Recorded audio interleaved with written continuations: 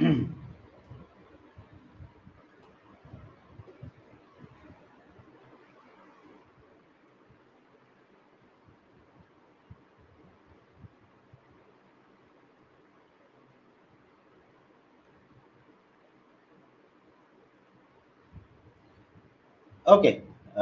Good evening, everyone.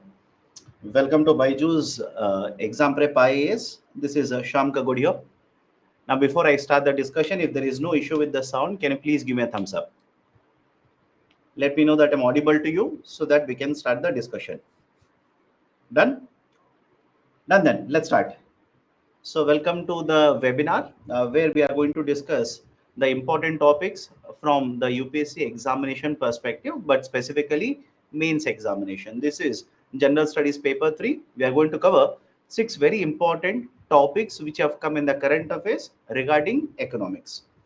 Now, what are the 6 topics that I'll be discussing?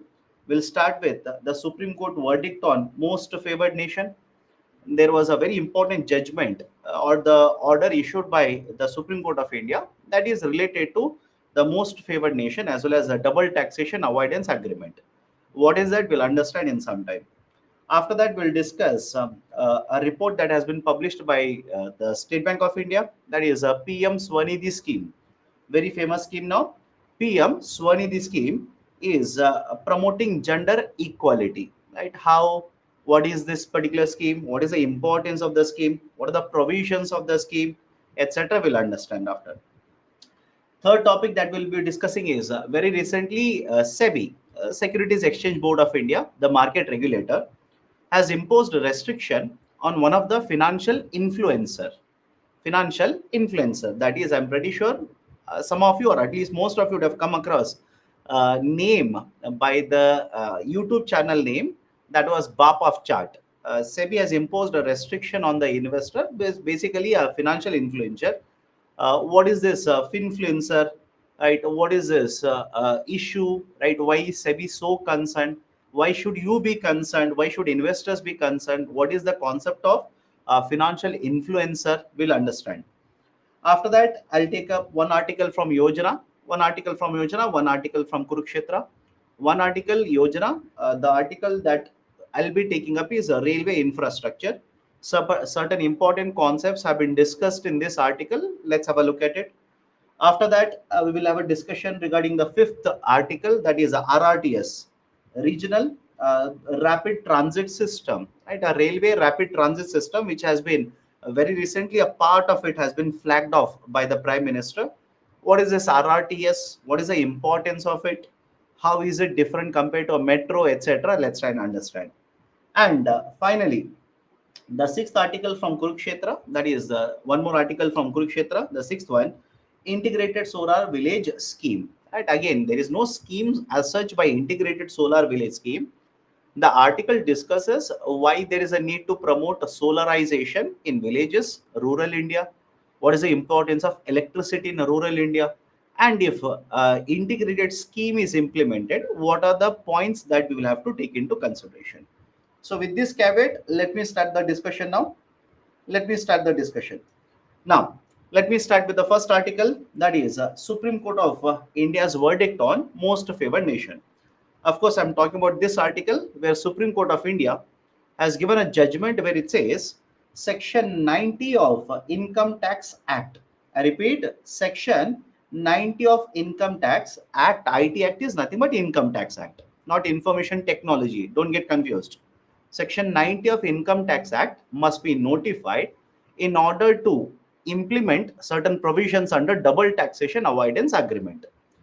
Now, what is the issue all about? What are the important concepts you must understand? Is there a scope of question being asked in the prelims or the mains, etc.? Let's try and understand. Now, whenever you talk about anything related to taxation, very simple point here. Be very careful about the concepts related to taxation because the question can be asked in the prelims as well as in the mains. For example, although this is a mains related discussion, next year, let's say in the prelims examination, can UPSC ask you about section 90 of Income Tax Act of 1961? Think of it. Can UPSC raise a question about Income Tax Act, specifically section 90 of Income Tax Act? It's a very famous practice of UPSC. Please be very careful. Now, what is the section 90? What are the concepts associated with this, etc., etc.? Let's try and understand. These are certain very important basics. You must be very careful in order to write an answer or to find out which is the right option in the MCQs. First one is concept of withholding tax. Second one is a double taxation avoidance agreement. And the third one is most favored nation, MFN. All the three have been utilized in this particular judgment. So please be very careful. Let me start. Withholding tax. Now, what is this idea for withholding tax? Let's start with a very simple example. Imagine there is an investor from a foreign country. Okay, there is an investor A from a foreign country. This investor A will invest, let's say, in the Indian stock market. Will invest in India's stock market. So A is a foreign investor and A has invested in India's stock market. Now, when A will invest in India's stock market, if the company will make certain profits, can I say the company will announce dividends for the foreign investor? Please do let me know. And those who will ask me, sir, what do you mean by dividend? Dividend simply means when you invest and purchase a share of a company. I repeat, when you invest and purchase a share of a company, and if the company will earn a profit, part of the profit will be distributed to the shareholders. And that part of the profit which is given to the shareholders, that is the owners, it is called as a dividend. So I hope you understand now. A is a foreign investor, and this foreign investor has invested in the India stock market. And from India stock market, when the company will make a profit, part of the profit will be taken by the company and given to the foreign investor, that is called as dividend. Now, because this is a foreign investor, when the company will pay the dividend, certain percentage of this dividend, let's say hypothetically, let's say the dividend announced is 100 rupee, and let's say the tax applicable on this dividend is 10%. Okay, let's say the tax applicable on this dividend is 10%. So this 10% out of 100 rupee should be withheld. Withheld means should be kept with itself, that is the company, and that 10 rupee should be given to Government of India. Anybody has a problem with this? I'll repeat it again. Follow this very carefully. A is a foreign investor. He has invested in, let's say, a particular share of a company, and that company has earned profit. Part of the profit, let's say 100 rupee dividend, is given to shareholder A. And let's say Government of India has a tax on this dividend 10%. Company, when they're giving the dividend, should withhold 10 rupee, that is 10% out of 100, should withhold 10 rupee out of it, give it to the government. Remaining 90 rupees should be given to foreign investor. Done? Now, because the company is withholding tax, I will call this as withholding tax. Any problem with this concept? Because the company is withholding means stopping. Because the company is withholding the tax, hence I'll call this as withholding tax. Now, please remember this particular point number one. Now, why it is important? If you're an investor from one country to another country, the tax rate might keep on varying. It might vary. From one country to another country, the tax rates might keep on varying. Please remember that. Now, what is the second concept? Double taxation avoidance agreement. DTAA, double taxation avoidance agreement. Now, what is this double taxation avoidance agreement? Let's start. Now, let's say, imagine, imagine here is a foreign investor, right, from one country. Let's call this as USA. Okay. So there's a foreign investor from USA who is investing, right, in India, who is investing in India, and it could be in the form of investment in a company, investment in the stock market, etc., etc. Now, whenever this foreign investor will generate money, generate income, in simple terms, what if Government of USA will impose a tax on it, and Government of India will also impose a tax on it? Think of it. On this investment, what if Government of USA will invest a tax and the Government of India will also impose a tax? Can I call this as a double tax? On the same income, same revenue, there are two governments which are imposing tax. This is called as double taxation. And in order to avoid this, government of USA and India will enter into an agreement which is called as a double taxation avoidance agreement. In order to avoid such a situation, both of these countries will enter into an agreement which is called as a double taxation avoidance agreement. And under such an agreement, both the countries will distribute taxation powers amongst themselves. Government of India would be given certain tax powers in certain cases. Government of USA will be given the right to impose taxes in certain cases, etc., etc. Okay. Now that is point number 2, double taxation avoidance agreement. Point number 3, most favored nation, MFN, most favored nation. Now what is this concept of most favored nation? Whenever India will enter into a trade agreement with any trading partner, I repeat, whenever government of India will enter into a trade agreement with any trading partner, the government will provide certain relaxation. Correct. Government will provide certain relaxations. For example, if you're reading newspapers, now government of India is discussing trade agreement with UK, that is Britain. Earlier, government of India has entered into a trade agreement with, right, let's say Australia. It has entered into trade agreement with the UAE, etc. But before you enter into a trade agreement, before any agreement is signed, if India, right, let's say India has entered into trade agreement with, if India is conducting trade with, let's say 4 countries, then please remember this, India cannot have a biased approach. I repeat, India cannot be biased towards only one country, and India cannot have certain other policies with other countries. Is it okay? In simple terms, government has to treat all the countries in the same way. There cannot be any bias towards one country and against other countries. This concept is called as a most favored nation. Now, if you have any kind of confusion, sir, what does it mean, etc., etc., I'll take a very simple example. Imagine India will import this bottle from country 1, 2, 3, and 4. Let's say there are 4 countries, no trade agreement, absolutely no trade agreement. These are the 4 trading partners. Now, if India will import a bottle from all these 4 trading partners, government of India has to impose a same taxation on all the 4 bottles which are coming from all the 4 countries. You cannot have a biased approach, right? You cannot give different treatment. That is the concept of most favored nation. Can I go forward now? These 3 concepts are important. Please go through this again. I've covered this in the classroom. For those of whom the classroom is not yet over, that's the reason I've done it. Now, what is this idea, right? Why it is there in the discussion so much? Let's start. India earlier entered into a trade agreement with the country Netherlands. Okay. India earlier entered into a trade agreement with Netherlands, and Netherlands is part of OECD. Have you heard of OECD grouping? Organization of Economic Cooperation and Development. OECD, it is a group of OECD countries.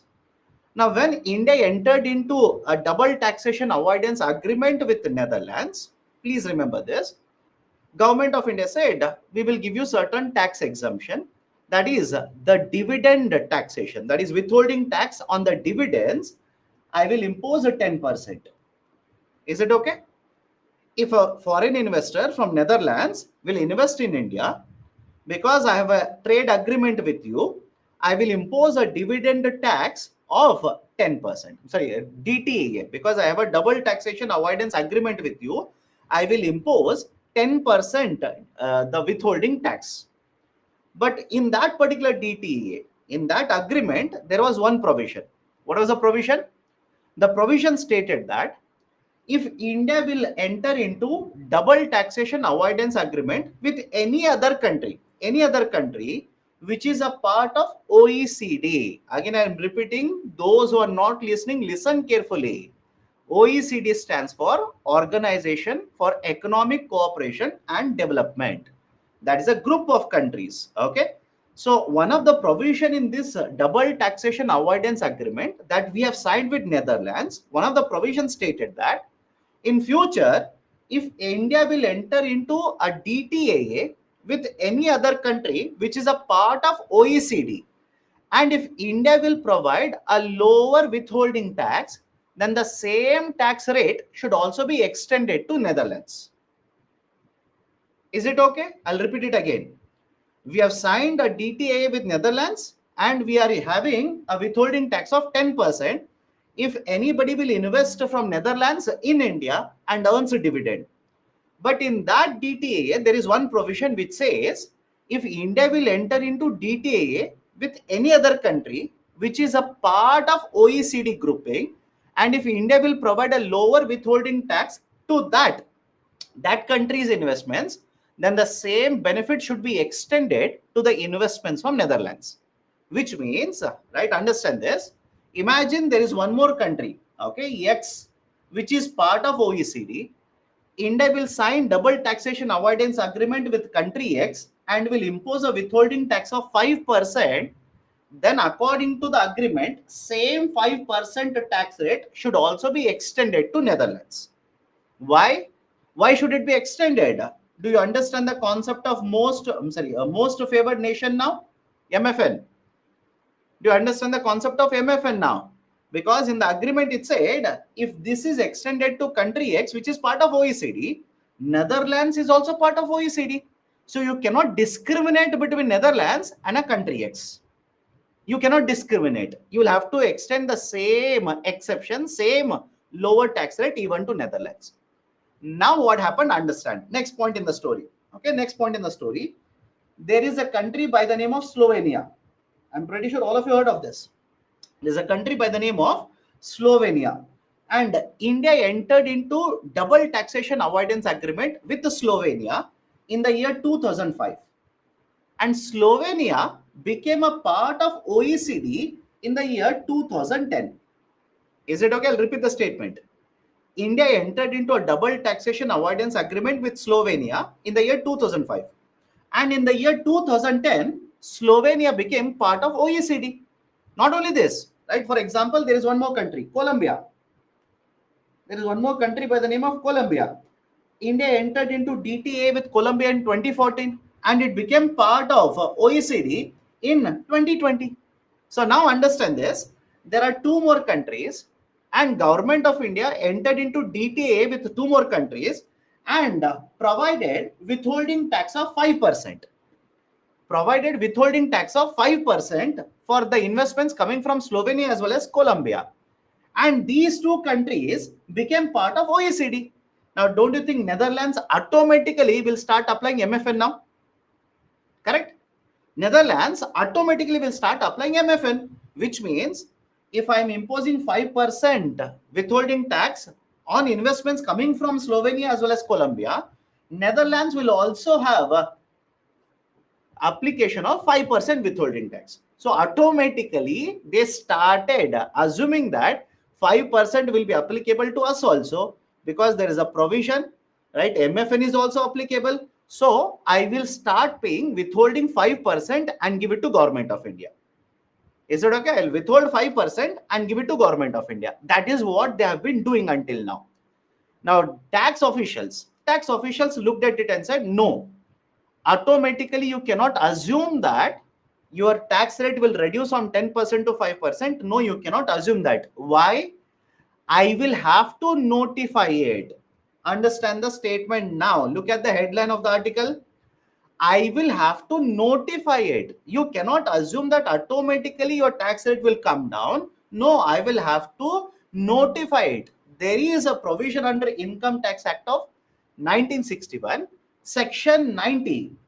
And under this particular Section 90, I will have to notify that under double taxation avoidance agreement, your tax rate will now come down from 10% to 5%.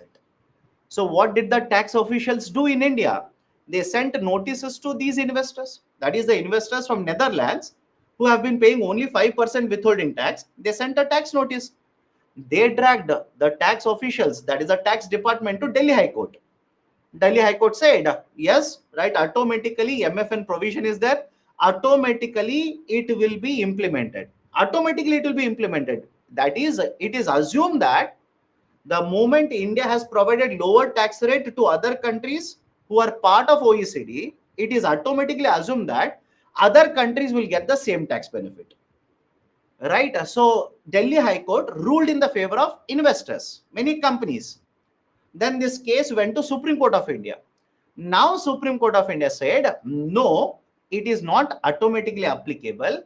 The government, that is the tax department, has to notify that if 5% is applicable to some of the countries which are part of OECD, then under section 90 of IT Act of 1961, under section 90 of IT Act of 1961, your tax rate will also come down to 5%. That has to be notified. And this is the ruling of Supreme Court of India. Done? So all of you okay with this story now? Again, even if you are not able to comprehend the whole story, don't worry. UPC will not ask you the story. Concept is important. What is MFN? What is a DTAA? Right? What is this? Double taxation. Concept is important. In fact, there is two terms here. Please remember this. The tax officials used one term, monist. They said the government of India does not follow the concept of monist policy making. Right? In fact, government of India follows a dualist policy making. Remember this. Right? They said government of India doesn't follow the policy of monist policy making. Government of India follows dualist policy making. What do you mean by monist and dualist policy making? Logic is simple. Monist means, imagine government of India signed an agreement outside India. Okay, let's say with United Nations or with the World Trade Organization, they have signed an agreement. Automatically that agreement will become applicable in India. That policy is called as a monist policy. All of you okay with this? I'll repeat it again. Let's say India has signed an agreement with United Nations. Right? They have signed an agreement with United Nations. And that agreement automatically will become applicable in India. It will become part of policies in India. It will become part of laws in India. That policy is called as a monist policy. India does not follow this. All of you okay with this? India doesn't follow this. Right? Let me give a very simple example. Many of the times you will come across the term, government of India has ratified the agreement. Correct? Many of the times. For example, when you will come across United Nations, right? Government of India will ratify the agreement. Ratify means government of India is agreeing to the agreement. It is accepting the agreement. But later, government of India will bring the agreement and notify the agreement in India. Will bring a law to implement the agreement in India, which means government is not following monist policy in India. Rather, government is following dualist policy. All of you okay with this? Right? Government of India doesn't follow monist policy. Government of India follows dualist policy. And this was the argument which was provided by the tax authorities. Supreme Court of India has accepted it. Now look at this. Now look at the headline of the headline of the article. Right? Section 90 of Income Tax Act of 1961 needs to be notified by the authorities. Which means because you have signed a DTAA, automatically the provision doesn't become applicable to you. It doesn't become applicable to you. It has to be notified by the government, which is nothing but a dualist policy making. Done? Right? So that is basically the concept of this judgment, or the concepts behind this judgment. Please be very careful. Now, as a result of this, what is the impact? What could be the impact? Right? This judgment has been issued now. What is the impact? Point number one, there are a lot of investments which are coming from Netherlands to India. I'll repeat the statement. There are a lot of investments which are coming from countries such as Netherlands to India. Lot of investments come into India. Now have a look at this. Point number one. Now there is a clarity that 10% tax rate is applicable, not 5% on their earnings. I'll repeat the statement. Now there is a clarity. Now there is a clarity that the tax rate applicable is 10%, not 5%. Please tell me, if you are one of the investor, don't you think you will feel the burden of a higher taxation, and rather than investing in India, you might invest somewhere else? Does it make sense or not? Rather than investing in India, you might invest somewhere else. That is the first point. Point number two, right? Point number two, even if your company is, right, you want to start investing in companies, that is, you own a company, you're a very big company outside India. You want to invest to set up a company, own the company. On that ownership, will get dividends. So now it is not 5%, it is 10%. You will realize that. So forget about investment in the stock market. What about investments in setting up of companies into India now? If from Netherlands, if the investments are coming to set up companies in India, that will also be affected. Capital investments will be affected. Third one, imagine you're an investor from Netherlands. Until now, assuming that it is not 10%, automatically it has come down to 5%. You have paid only 5% withholding tax. Now, don't you think tax officials will open up last year's dividend earning, 2 years prior dividend earning, and send a tax notice to you now? Correct? Right? You assumed it was 5%, automatically 5%. Right? Last year you paid 5% withholding tax. Now the tax officials are equipped with this order of Supreme Court of India. They have the power now. Supreme Court of India says, no, until unless the tax official notifies, it will be 10%. So now they will open up your file of last year, 2 years ago, 3 years ago, etc., etc. They will send a tax notice to you, right? So more tax notices are expected. And if you will pay taxes to government of India, not 5%, but 10%, the tax receipts collected by the government of India will also start increasing. So the tax demands for the companies will start going now. Government is expected to collect more tax receipts. Investments from countries such as Netherlands will be affected because of it. And there is more clarity, hence no more tax disputes regarding such a case. There will be no more tax disputes going up to Supreme Court. Right, so this is the impact of Supreme Court of India's judgment regarding Section 90 of Income Tax Act. Okay, so based on this, there is a descriptive question. What is a double taxation avoidance agreement? How does the recent Supreme Court judgment on DTA and MFN affect the investments in India? Okay, done. So this is the first article. Now, before going to the second article, any questions? Are Baba, if you're not revising, right, please revise. No, for those of you who for whom the class is over, MFN, DTA, it is basically revision for you. Okay.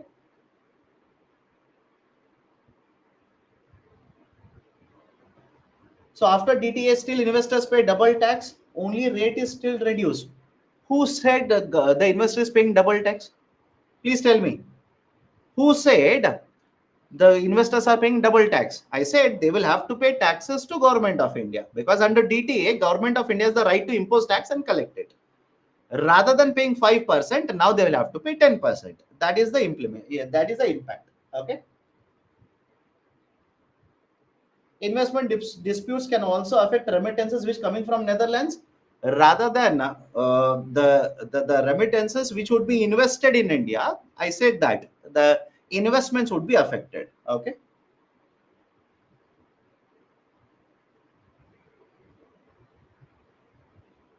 Monist and dualist. Monist means you ratify an agreement. Let's say there is an international agreement. You agree to the agreement. You sign the agreement. Automatically, it will be implemented in India. That is called as monist policy. Dualist means you sign an agreement, international treaties there, etc. You will sign it, but its implementation in India will happen only once you notify the law in India. That is called as a dualist. Okay, done. So the next article, PM Swanidhi scheme is a gender equalizer. PM Swanidhi scheme is a gender equalizer. Now, what is this gender equalizer? What is this PM Swanidhi scheme? Let me explain it. Let's start. Right, why I've taken this? There was a SEBI report regarding the PM Swanidhi scheme. That's the only reason I've taken up this article. Okay. Now, what are the basics regarding PM Swanidhi scheme? Point number one. The long form of PM Swanidhi scheme is Prime Minister's Street Vendors Atmanirbhar Nidhi. PM Swanidhi, Prime Minister's Street Vendors Atmanirbhar Nidhi. Right, that is the expansion. Now, during pandemic, all of you know the pandemic affected Indian economy, right? Is there anybody in the classroom who says, sir, I did not know that pandemic affected India? Please do let me know. So, in the last couple of years, the pandemic had an impact on Indian economy. One of the worst sections, one of the worst affected sections in Indian economy was the street vendors. Because during pandemic, government of India did not allow people to walk, people to move. As a result of this, the street vendors, hawkers, etc., they were not able to generate their livelihood. Now, to reduce the impact of the pandemic on such a population, Government of India launched PM Swanidhi scheme starting in the month of June 2020. Right, so I think I've written it here. 1st of June 2020, Government of India launched PM Swanidhi scheme. To begin with, please understand, to begin with, argument was simple. Government, through the PM Swanidhi scheme, would be providing collateral-free loan. I repeat, collateral-free working capital loan. Collateral-free working capital loan. Now, please tell me, all of you understand the term collateral-free? Let me know. All of you understand what do you mean by collateral-free? Collateral-free means no security is needed. You do not have to provide any security. So Government of India, in order to provide certain, right, let's say certain support to the hawkers, street vendors, provided to begin with the 10,000 rupees working capital loans, which was collateral free. Right, only one type of loan was there initially, 10,000 rupees collateral free for working capital purposes. Later, Government of India realized, okay, there is a huge potential for the PM Swanidhi scheme. Just 10,000 rupees not sufficient. Providing only 10,000 rupees not sufficient. I will have to provide higher value loans. Higher value loans. So imagine I'm a street vendor. I've taken the first loan, first tranche or the first term, 10,000 rupee loan I've taken under the PM Swanidhi. I have repaid the loan promptly. Then I am allowed, now I am eligible to take the second loan, which will be provided up to 20,000 rupees. Now imagine I've taken the second loan of 20,000 rupees and I've repaid the second loan also on promptly basis. Right? I've not defaulted, I've paid. Then under this PM Swanidhi scheme, now I'm eligible to apply and take 50,000 up to 50,000 rupee worth of working capital loan. So all of you okay with this? To begin with, only 10,000 rupees working capital collateral free loan. But later Government of India realized that only 10,000 rupees is not sufficient. They introduced two more types of loan products under this. If you have paid the first 10,000 rupee back, now you can take up to 20,000 rupee loan. If you repay the 20,000 rupee loan, now third term you can take a loan up to 50,000 rupee also. Right, so these are three types of loans provided. You start from the first up to the last, that is the third one. Three types of loans were given under Pradhana Mantri, right, or PM Swanidhi scheme. Now, what is the importance apart from this? The Pradhana Mantri or let's say PM Swanidhi scheme will also provide, there is a term called as microcredit. Please remember this. Right, the PM Swanidhi scheme, they will use a statement in UPSC. PM Swanidhi scheme will provide microcredit. What do you mean by microcredit? Whenever the loans are issued for poor houses and the loans are up to 1 lakh rupees, that loan is called as a microcredit. So now let me know if UPSC will give a statement saying that PM Swanidhi scheme is a microcredit scheme. All of you will say yes. Anybody has a problem? I'll repeat it. PM Swanidhi scheme is a microcredit scheme. Is it correct? Yes, the statement is correct. Some of you are saying no. Why no? Those who are saying no, please do let me know. Right? Whenever the loans are given up to 1 lakh, it is called as microcredit. And under PM Swanidhi scheme, what are we providing? Loans up to 10,000, loans up to 20,000, loans up to 30,000, sorry, 50,000. So it's a microcredit scheme.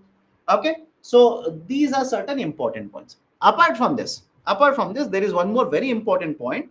Under Pradhana Mantri Street Vendors Atmanirbhar Nidhi, if you repay the loan promptly, then interest subvention was also provided. Up to 7% or 7% interest subvention was also provided. Now, what do you mean by interest subvention here? Let me give a very simple example. We have discussed this in the classroom, but just a refresher now. If you give a loan to me and charge, let's say, 9% rate of interest, if I make the payment promptly without any default on timely basis, if I make a repayment, then Government of India would provide a 7% rate of interest. 7% rate of interest, whatever the amount is there, that would be given back to me. Right? That would be simply given back to me. This is an interest subvention of 7%. In fact, one more very important point. Under the PM Swanidhi scheme, if you are repaying the loan using digital means, digital methods, I repeat, under PM Swanidhi scheme, if you are repaying the loans using digital methods, if you are making a repayment using any digital technology, even then certain amount of incentives were given to you, right? Incentives were given, which means digital payment methodologies were promoted under PM Swanidhi scheme. Initially, the PM Swanidhi scheme was supposed to be implemented from 2020 till end of March 2022.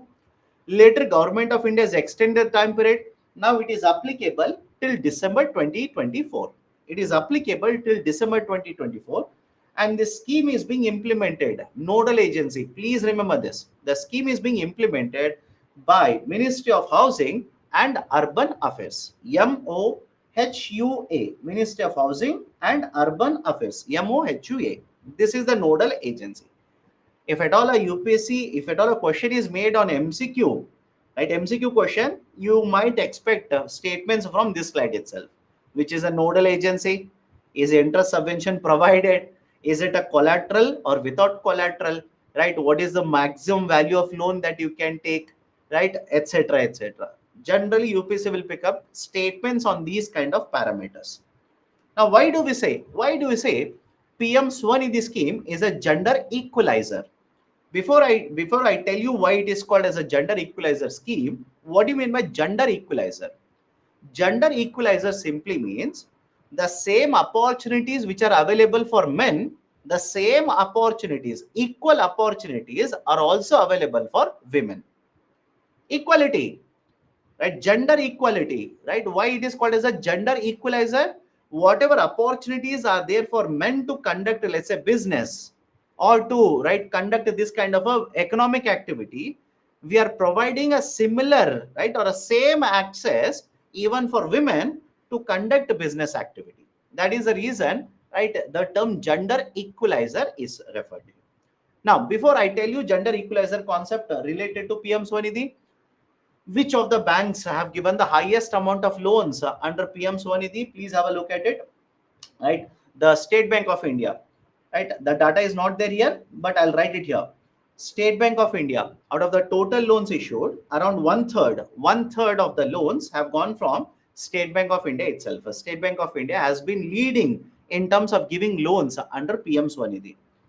Now, for which population, for whom, like how much percentage loans have gone? Have a look at the data here.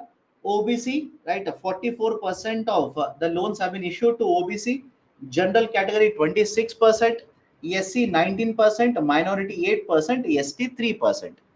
Now I am writing all of these, right? Why this data is needed for you? Many of you ask, sir, right? Why are you writing or why are you giving data regarding category here, right? Caste based. Why? Reason is simple, right? If UPSC will ask you, right, or let's say they will give a statement like this. PM Swanidhi is promoting inclusive growth. Elaborate. I hope you understand. PM Swanidhi is promoting or is playing a very important role in promoting inclusive growth. Elaborate. Right? So you will have to mention that it is not only being successful in terms of giving more and more loans to women, you'll also have to prove that certain sections of the society which is falling behind in terms of economic activities, PM Swanidhi is providing loans to even those sections of the society. That is the only reason I've given the data here. Now, apart from this, have a look at this. In case of gender, under PM Swanidhi, 57% of the loans have gone to the male applicants, and 43% of the loans have been given to female applicants. Now, just a certain factual information, almost 75% of the loan beneficiaries come from non-general category. Just generalizing what I've written in the pie chart. 26% is general, so 74%. So almost 75% of the loans under PM Swanidhi has gone to non-general category, which is a proof that this is a policy which has a huge impact on the other sections of the society. It will have a huge impact on other sections of the society as well. Second, OBCs account for 44% of the total loans issued. SC/STs account for around 22% of the total loans issued. But most importantly, why it is called as a gender equalizer? Please look at the last point here. Around 43% of the loans, I repeat, around 43% of the loans issued have been given to female entrepreneurs itself. 43% of the loans have gone to female entrepreneurs, right? That is a precise reason PM Swanidhi scheme has been labeled as a gender equalizer by State Bank of India as a report. SBI report says it is a gender equalizer. Done? Anybody has a doubt regarding this scheme? Let me know. Before going to the next article, if anybody has any kind of a doubt, this is a question. Discuss the features and the importance of PM Swanidhi scheme and its role in gender empowerment. Its role in gender, right, empowerment. Sir, what is inclusive growth? Inclusive growth simply means how the benefits of the growth will reach to other sections of the society, right? How the benefits of the growth will reach to other sections of the society, right? We do not want only GDP growth, we also want a development to take place in Indian economy. Correct, right? Are you seeing what is happening, etc., in right, let's say in current situation, right? So I hope you understand. It's not just important to achieve growth, it is equally important to achieve right, the development in the economy, right? So that is basically the argument of inclusive growth. Okay, what do you mean by collateral free? Collateral free means whenever you take a loan, if you provide a security, if you need to provide a security, that is called as a collateral. For example, you go to a bank, you apply for a housing loan. The bank will give you a loan, but they will ask for a security, they will ask for a collateral, they will ask for a collateral, right? That is basically collateral. So in case of PM Swanidhi, all the three, right? Some of you are asking, what about the second one? What about the third one? All the three are collateral free. Okay. Sir, why 75% to non-general? Again, right question is, right, sir, some of you are asking why 75% have been given to non-general. Please understand, government specifically doesn't say that we will give more loans to non-general. No, out of applications that have been accepted, loans have been given. We see that 75% have gone to non-general category. Right? Do not apply reservation concept here, right? As what is happening in let's say Bihar, etc., etc. Don't say, sir, here also they are doing reservation. No, it is just that out of total loans issued, right, 60, I'm sorry, 74% plus has gone to the non-general category. Okay. So there is still a huge gap, 57-43. My dear, before this, the gap was much larger. Okay, before this, the gap was much larger. Now it has come down, in fact.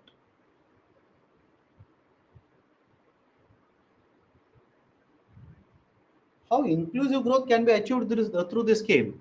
My dear, don't you think when you're promoting entrepreneurship, when you're promoting the financial stability of right, let's say the vendors, street vendors, right, where there is no guaranteed income, you're providing certain support to that.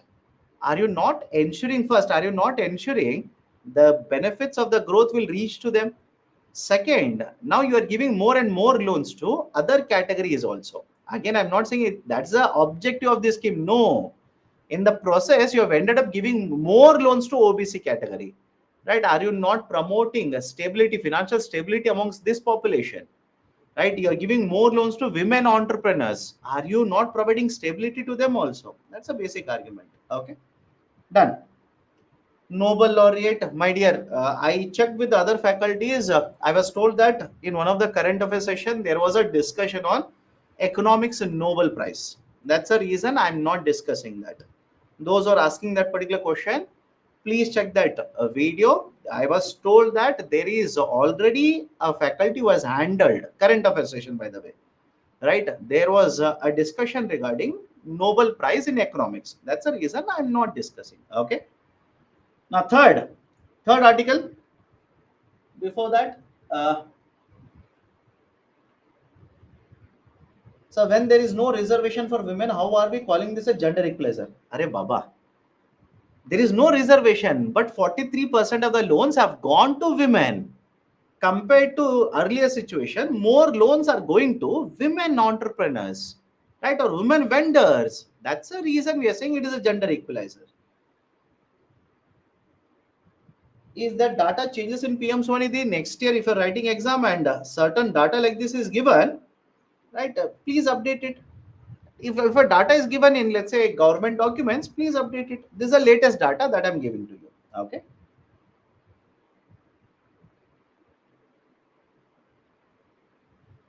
So if government give loans under Swanidhi, it will boost employment growth or jobless growth. My dear, it is just to ensure that there is no unemployment created. Because of pandemic, if these street vendors, if no such support is given, they will end up losing that employment also. Right. So it was just implemented not to ensure that they will not lose their livelihood option. Okay. But if lower tax rate is applicable, how will the government tax collection increases? My dear, listen carefully. Last year, imagine you're an investor from Netherlands. You earned a certain dividend. You assumed, I repeat, you assumed that tax rate applicable, withholding tax applicable to you is not 10%, but 5%. So what you did? You paid a withholding tax to Government of India of 5%. Now, according to the Supreme Court judgment, because it was not notified under Section 90, tax rate applicable to you is not 5%, but in fact it is 10%, which means you paid 5%. Now I'm a tax official. I'll send a notice to you, ask you to pay a remaining 5%. That is argument. Okay. If Netherlands invested in India and again they have to pay interest in their own country, my dear, that's a reason we have signed a DTAA. Right? DTAA. Do you remember DTA? That's the reason we have signed the DTA, Double Taxation Avoidance Agreement, wherein Government of India has been given the right to impose withholding tax and collect it. Right? Okay. Let me go to the next article. SEBI and financial influencer, that is finfluencer. Again, don't get confused with the term finfluencer. It is basically a combination of two terms, financial influencer. Okay. Now, why I'm discussing this? Reason is very simple. Although the coverage in the newspaper article was very small, right? Even Hindu, they did not cover it. They basically mentioned somewhere like this. But in other newspapers, there was some coverage provided. And UPSC so far has not asked a question on financial influencer. And SEBI in this year only has proposed guidelines. I'll repeat the statement. SEBI in this year has proposed guidelines, yet to be implemented, has proposed guidelines how to regulate a financial influencer. Now, right, why it was there in the newspaper? There was a YouTube video, I'm sorry, YouTube channel by the name of Bap of Chart, right, was run by one of the investor, a financial influencer, in which lot of advice was given, lot of recommendations were provided to the stock market investors. In fact, the person who ran this YouTube channel by the name of Bap of Chart used to provide lot of courses, right, investment related courses. He used to sell it to investors, or right, let's say interested investors in the market. Now, what is this concept of a financial influencer? I'll give a very simple example. Imagine, I don't have, but imagine, right? I have let's say I have an Instagram channel, right? Or let's say YouTube channel, or in the Facebook or anywhere else. I will use any of these social media, and I'll start giving you a lot of information regarding stock market. I'll give you a lot of information regarding stock market. I will say, today you please go to the market and purchase, right? Let's say shares of company ABC.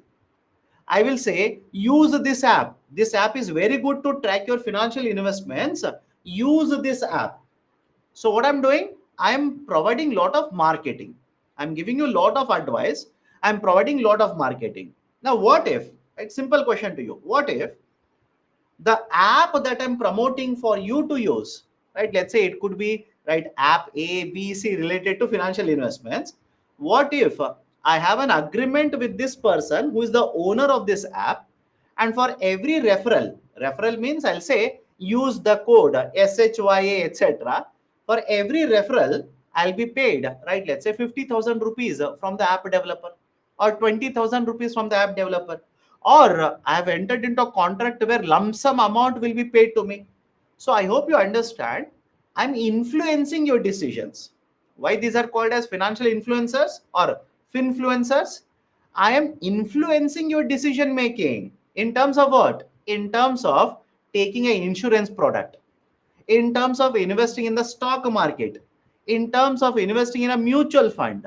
That is, in simple terms, your personal financials. I'm trying to influence a decision making in your personal financing. That is the reason, right? That is the reason this is, right, I'm referred to as a financial influencer. Combination of that is finfluencer. Now, when I am influencing your decision making, right, when I'm influencing your investment making, etc., don't you think there should be a clarity regarding whether I'm providing you information because I'm getting paid, or I'm simply giving, or giving knowledge to you? Yes or no? Right? Those who are saying, right, there is one person who says, right, your video has stopped. Please hit refresh, my dear. Please hit refresh. Please hit refresh button. That's it. Okay, so argument is very simple. I am telling you, please purchase this app. This app is very good, I'll say. But don't you think you should be knowing why I'm promoting this app? Is it just because I want to impart knowledge to you, or is it because I'm being paid from this app company to promote their app? If I don't disclose that, if I do not disclose that, it's very, very hard for you. Correct? It's very, very hard for you. In fact, in recent times, many cases have happened. Many cases, right? Earlier, lot of these, right, celebrities, not in India, but in USA, a lot of these celebrities started endorsing certain cryptocurrencies. You can check it online, right? For example, Kim Kardashian, they started endorsing certain cryptocurrencies, but they had a tie-up. They had investments in certain cryptocurrencies. So there was a, right, there is a regulator in USA, SEC. A regulator imposed a lot of charges on them, penalties on them. So even in case of India, now there is a concern that these financial influencers, point number one, they may or may not be registered with the regulator. Is it okay? I'll repeat the statement. They may or may not be registered with the regulator. If I'm telling you invest in the stock market, will you come to know, am I registered with the SEBI or not? Absolutely no. I'm telling you, right, purchase this mutual fund. It will be very helpful for you. And I'll say, I've invested, I've made 100%, I've made 20% returns, 50%, etc., etc. So I hope you understand. Am I registered with the regulator? There is no guarantee, right? Am I providing information or trying to influence your decision making so that I will make money, right? So argument is that. So SEBI says that is misleading. You're misleading investors. You're simply misleading investors. Don't do that, right? But problem in case of India is the concept of financial influencing is very, very novel concept. Correct? All of you will agree with me? The idea of having this financial influence, finfluencing, is a very novel, very new concept, right? That idea of a financial influencing was not present 10 years ago in India. It was not present, right? Let's say 9 years ago in India, very, very recently. And I'll tell you what has happened, why it has grown in India, why so many influencers are operating in India. Pandemic is main reason, right? As per SEBI document itself, they say pandemic is the main reason. Why? During pandemic, people started being worried about their financials, right? They started getting worried about financials, and people had lot of time sitting at their home.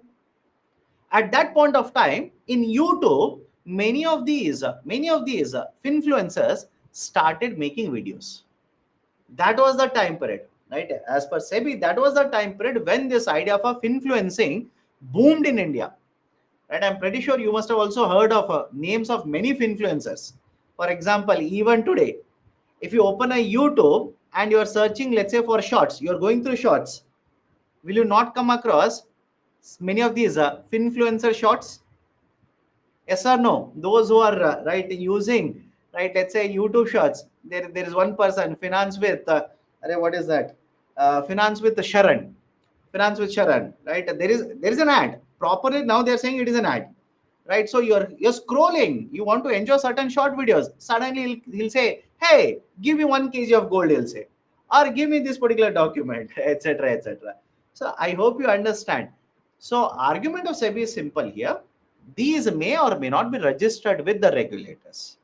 How do you, as an investor, try to differentiate between a person who is imparting knowledge to you or a person who is influencing your decision making but is making earnings because they have a tie up, because they have an agreement with the product seller whose product they're actually pitching to you, right, etc., etc. That is a concern that SEBI raises. And many of these cases, SEBI says these people may or may not have any expertise, right? They may or may not have any kind of expertise. They will simply say, I made 20% profit, I made 50% profit, I was sitting in my home today, and through stock market, I made 1 lakh rupees. All of you, including me, by the way, if a person can sit in their home, simply trade and earn 1 lakh rupees, why should I not earn 1 lakh rupees? I will also be interested. And that person says, join my course. I will teach you. I will show you how to make 100% profit. I will pay money. Join the course. So I hope you understand. I hope you understand. Those who are asking, sir, how should we identify such influencing, etc., please understand. SEBI, remember this. SEBI guidelines proposals say anybody who is guaranteeing returns to you, they are lying to you. Very simple, my dear. Anybody who will guarantee, underline the term guarantee, anybody who will guarantee returns to you, they are lying to you. Why? Stock market, there is no guaranteed returns in the stock market. There's absolutely no guarantee in the stock market. Today you might purchase a share of 100 rupee. Any guarantee tomorrow what will be the price of the share? If in the class anybody is there, sir, yes, I know how to say tomorrow guaranteed it is going to become 110 or 90 rupees. Please do let me know your number. I want to enroll with you first thing. And I want to tell about you to SEBI. Right? So nobody can guarantee. Nobody can guarantee. So anybody who is going to guarantee you 20%, 50%, 80%, 1 lakh rupees, 1 crore rupees in 2 years, nothing. That is not going to happen. Because you are investing in a market where there is no guarantee. There is risk, lot of risk. Okay? Right? So that is regarding influencer. Now, What are the issues regarding this market of influencing? These tend to influence the financial decision of their followers or their subscribers, right? Because please understand, investors, lot of investors are gullible, naive. And if you want to understand, sir, what do you mean by gullible or naive? Very decent people, very decent, who are running behind money. They want to earn money. Of course, everybody wants to earn money, but in the process, they do not understand that they are being misled. Is it okay? Right? So these tend to influence the financial decision of the followers. They will tempt their followers to purchase products or services or securities, and in return, they may get compensated. That is, if I'm, let's say, right, I have a tie up with right, one app company. I will tell you, I have been using this app. I find this app very wonderful to invest in the stock market. Because you are influenced by me, you will also invest, purchase that app. I'll be paid money, I'll be compensated, right? Some of them might be genuine educators, but many of them are effectively unregistered. That is a concern. Many of them are unregistered and may not have any requisite qualification or expertise on the subject on which they are giving right advice to you. Okay, right? Since there is no code of conduct, because I've told you this idea of a financial influencing is a very novel concept in India, has originated, has boomed very recently, has become very famous very recently. And as of now, there is no code of conduct for it. And because there is no code of conduct, if I'm an influencer, I don't have to disclose anything, because there is no condition on me, there is no regulation which is applicable to me. So I don't have to disclose anything. I'll keep on giving advice to you, I'll keep on marketing products to you. Okay, right? So these are some of the issues. Now coming to the most important part, what has a SEBI argued? What kind of proposals have been put forward by SEBI to regulate financial influencers? First one, only registered entities, right? Registered entities, right? What do you mean by registered entities? Mutual fund companies which are registered, stock brokerages which are registered, right? These are called as registered entities. The registered entities, they will have lot of data of investors. All of you will agree, right? Mutual funds, if you have invested, they have lot of data, right? Or bank, they have got lot of customer data. A insurance company has a lot of data. So these registered entities will not be allowed to share sensitive data of the customers to any influencer. They will not be allowed to share any kind of a sensitive data of a customer to the influencer, right? That kind of a data sharing will not be allowed. Second, if this financial influencer, if the financial influencer is registered with any of these regulators, they will have to display in their videos, what is the registration number. And again, please understand, many of you will right start arguing with me, but sir, nobody is doing this, etc., etc. It is a proposal yet to be implemented. It is a proposal. So if a financial influencer has right registration with any of these regulators, it could be with the insurance regulator, it could be with pension fund regulator, it could be with the stock market regulator. If they are registered, they will have to display their registration number on any of this, right? Let's say video, or let's say advice they are giving, picture they are putting, etc. They will have to display their registration number. Not just registration number, they will also have to display, right, if there is a grievance redressal officer, if there is any mechanism to raise complaint against this, etc., etc. All of that information has to be displayed. Not just that, these regulated entities now will not be allowed to enter into any agreement with these financial influencers, right? They either directly or indirectly will not have any association with these financial influencers. And especially, they will not pay money, they will not give any kind of a kind gift, etc., to these financial influencers. That will not be allowed. That will not be allowed. Why? Argument is, understand this, if I want to pitch your product, imagine, right? You're a company, I'm an influencer, you want me to talk about you. So you will give me money. or else you'll give me a gift. Only then I will promote your company. So what if we cut the revenue part itself, right? Whatever revenue I'm earning from you because I'm pitching your product, I'm marketing your product. What if I simply cut that revenue part, right? Then I will not have to promote your company, right? I don't have to promote your product, right? So registered entities shall not have any direct or indirect monetary and non-monetary association for the promotion of their products with unregistered entities. Only with registered entities it is allowed. Unregistered, it is not allowed. And if you're registered now, you'll have to display your registration number. A registered entity shall not pay any commission to the financial influencers. The registered entities shall not share any confidential information about the investors with unregistered entities.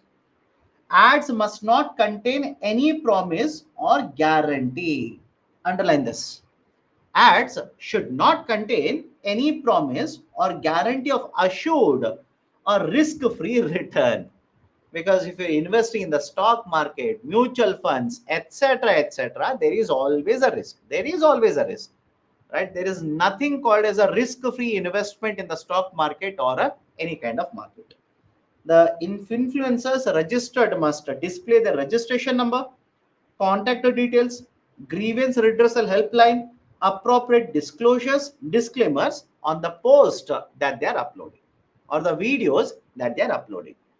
Right, so these are the proposals which have been put forward by SEBI, which are yet to be implemented.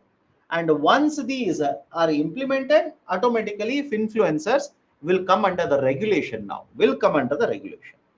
Done? Okay. Right, so question related to this, discuss the concerns over the functioning of influencers and proposed regulations put forward by SEBI. I'm giving you very easy questions. I'm not twisting the questions. I could have created a much difficult question, but I'm giving you easier questions so that you understand what kind of questions are generally asked by UPSC. Okay, done. So any questions? Otherwise, I'll go to the next article. Right. One is RRTS. We'll discuss that, current affairs. But one is article related to rail infrastructure, which was there in Yojana. And one more is article from Kurukshetra. Okay. Sir, what if we invest in mutual funds? What about it? My dear, have you seen the ads which are coming now when you're watching World Cup? Let me know. At least while watching World Cup, right, in between the overs, ad will come, right, where the person will say invest in the mutual funds, right? So please understand, whether you invest in the stock market, bond market, mutual funds, it doesn't matter. There is always a risk. There is always a risk. There's always a risk, right? So that's a reason. That's a reason if you're watching that particular ad, at the end of the ad, they'll simply say mutual funds are subject to market risk. Correct? Mutual funds are subject to market risk. Please read the offer document carefully before investing. Please do that. Okay. Sir, why not these influencers arrest for its mislead as arbitrary cause increases the share prices as by influence people get info and start buying shares? My dear, what you're talking about is front running. You're talking about front running. Front running is basically a system wherein you already know certain information, right? That you will tell your investors, and your investors or followers will go to the market, start purchasing the shares. Now you have purchased at a lower price and you will sell them. That is a front running. Front running is not allowed. Front running is also not allowed. Okay. Sir, as sir, as in US, SEC is going to approve Bitcoin ETF. How does this affect the share market? SEC is going to approve Bitcoin ETF. What do you mean by approve? Please do let me know. How to start this question in writing answers, my dear? Start with, right, whenever you talk about any question, any descriptive question, there are three components: introduction, main body, conclusion, or way forward. Right, if you talk about, let's say, a question on finfluencer, I give you a very straightforward question about finfluencers. Discuss the concerns over the functioning of influencer and propose the regulations put forward by SEBI. Start with the definition of influencing. What do you mean by influencer? It is anybody who will make a influence, who will influence, right, the financial decision making of their subscriber or follower. That is of influencer. Then come to the main body. In the main body, discuss what are the concerns, right? That is, they are not registered, they are not experts. They might have a agreement or a tie up where they will generate lot of revenue for referring a product to you, etc., etc. Then, right, a second part of that answer will be the proposals which have been put forward by SEBI. That is how you generally address these kind of questions. Okay.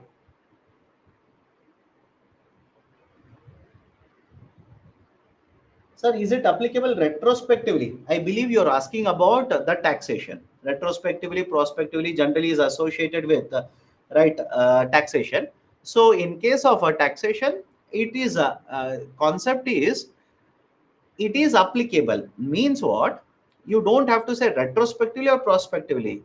As long as it is not notified, as long as government doesn't notify it, right? Let's say from whichever year you're paying 5%, from that government can send a tax notice and collect a 10% from you. Okay. Okay.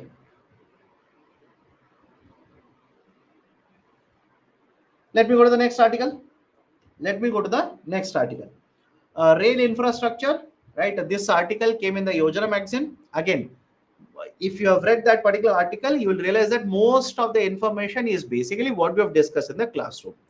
So what they've discussed is basically certain important concepts such as merger of railways, electrification of railways, etc., etc. And that is what I'm going to discuss even in the webinar now. So in case of railway infrastructure, what they've discussed, right? Point number one, they've discussed regarding merger of railway budget with union budget. Now, what is this idea? After the independence, right? What policy we followed was we had a separate railway budget and we had a separate union budget. Correct? We had a separate railway budget, we had a separate union budget, and whatever budget I'm talking about central government. Don't ask me about sir state government what budget, etc., etc. I'm talking about union government. So this idea, this concept of a separate railway budget was introduced back in 24 and 25, 1924 and 25. There was one committee that was set up by British government, Ackworth Committee. Ackworth Committee. This committee recommended that we should have a separate railway budget. And that is a precise reason. Starting from 1924 and 25, Government of India started announcing a separate railway budget. And even after independence, we did not discontinue. Even after independence, we continued the concept of having a separate railway budget as well as a union budget. And if you have seen that particular process, the process was very simple. 3 to 4 days prior, the government, that is railway minister, would announce a railway budget, and after that the union finance minister would come out with the union budget. But from 2016 and 2017, from 2016 and 2017, government of India has done away with a separate railway budget. They have merged the railway budget with the union budget itself. For example, this year, was there a separate railway budget announced by the railway minister? No. Was there a separate union budget announced by the union minister? No. Railway budget was merged or has been merged into union budget. The finance minister will provide budget documents for both the railways also plus other requirements also. That is roadways, right, ports, etc., etc. All the budget documents are submitted by only one authority now, that is Ministry of Finance, through the finance minister in the budgeting exercise. What were the reasons? Why has the government of India discontinued a separate railway budget? Reasons are very simple. Point number one, having a separate railway budget is not a constitutional requirement. Is it okay? I'll repeat it.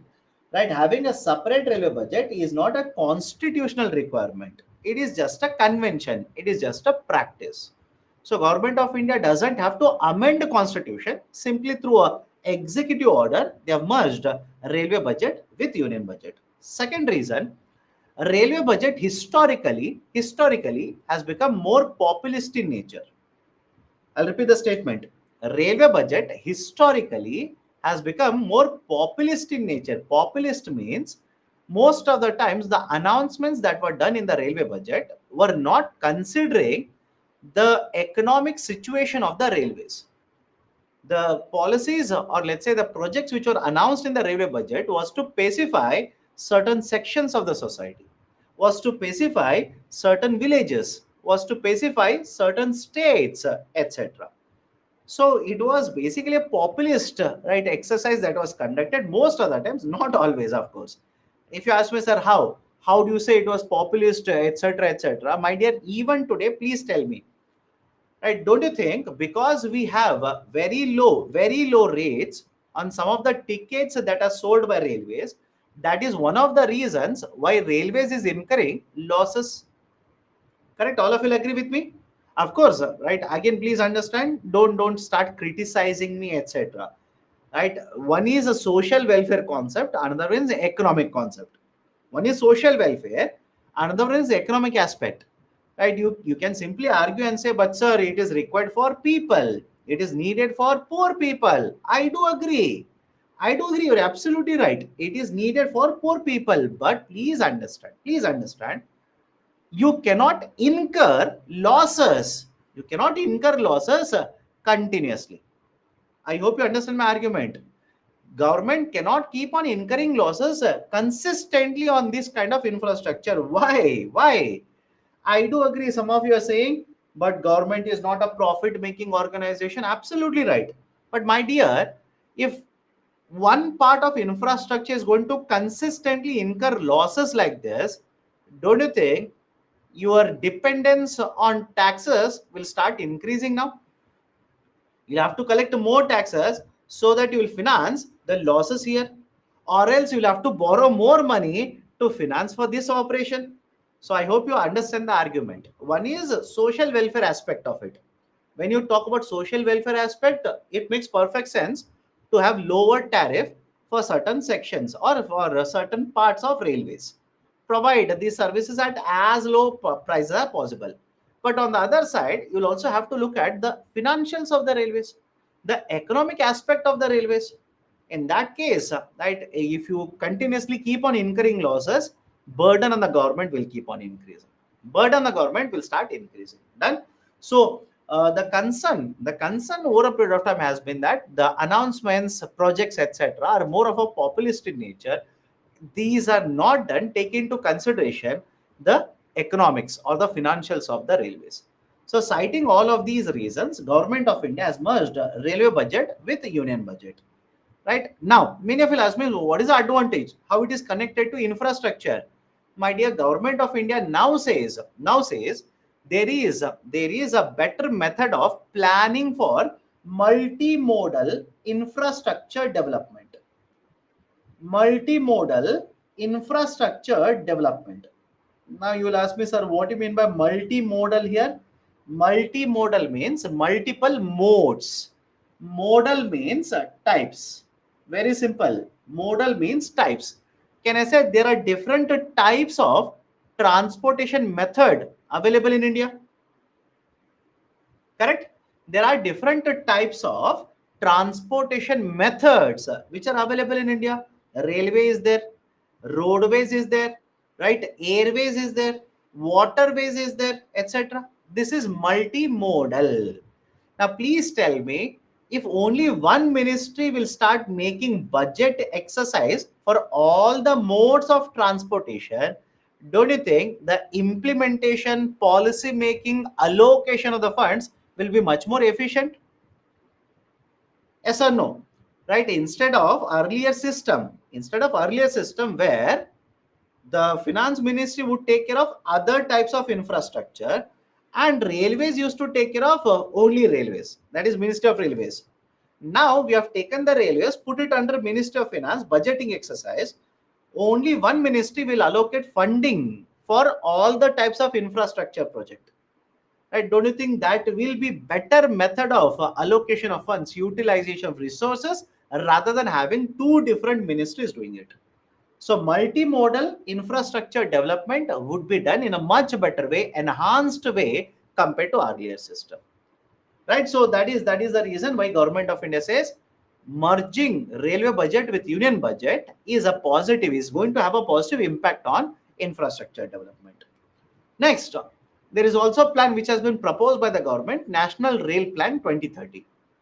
National Rail Plan 2030. Right, again, most of the students who are attending this class, if you have attended my classes in the classroom also, we discuss all of it. But because it is there in the Yojana, I don't have any option. I'll have to discuss with you people. Okay, National Rail Plan 2030.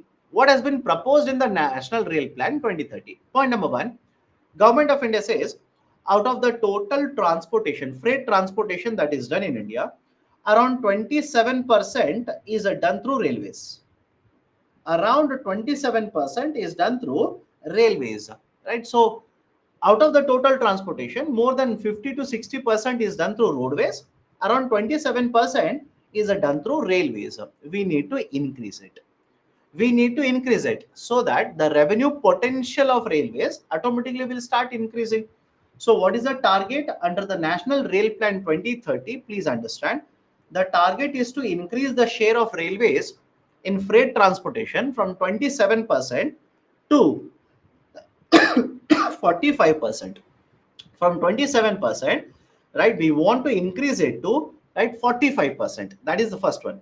Second one, we want to increase the average time taken for railway transportation. Right, how much is the average time? Sorry, we want to increase the average speed, not average time. We want to increase the average speed of railways. As per this document, average speed is much lower in India. We want to increase it, take it up to at least 50 km per hour. Again, please understand the term average speed. If the average speed of railways will start increasing, can I simply say time taken for transportation automatically will come down? And if the time taken will come down, can the raw materials, can right, these goods, etc., etc., start reaching the destinations at a much faster pace? Lower time will be consumed now. That is another very important provision under the National Rail Plan 2030. We want to identify new railway corridors so that we will develop these corridors. Again, some of you will ask me, what do you mean by corridor? Corridor, in a simple terminology, in a simple sense, corridor means certain region. Corridor means certain region which has been identified, and this region will be used only for identified purposes. For example, please tell me, have you come across the term industrial corridor? Let me see. Have you come across the term industrial corridor, road corridor? Right? What do you mean by a road corridor or industrial corridor?